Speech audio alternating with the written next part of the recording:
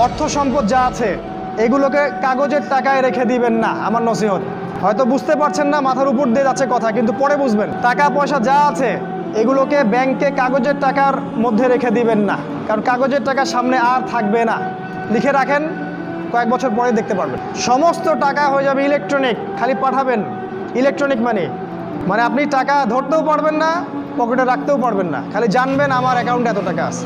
এই পুরো ব্যাংকিং সিস্টেমটা পড়ে যাবে, থাকবে না। বিশ্বাস না হলে লিখে রাখতে পারেন, এই পুরো ব্যাংকিং সিস্টেম পড়ে যাবে, কাগজের টাকা থাকবে না। কি করবেন তাহলে?